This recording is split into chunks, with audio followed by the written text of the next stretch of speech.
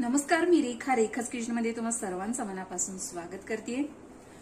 नेहमी त्याच पद्धतीने जर आपण स्वीटकॉर्न किंवा कणीस उकडून किंवा भाजून खात असू तर मुलांना बोर होतं आणि अशा वेळी मुलांना ते नको वाटतं।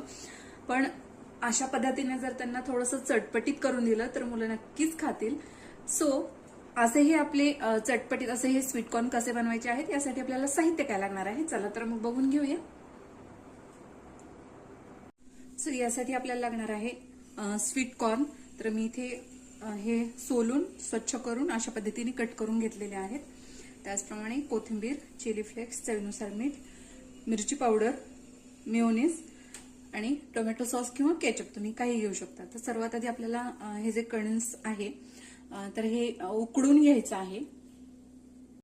सो कणीस आपल्याला इथे उकडून घ्यायचं आहे। तर यासाठी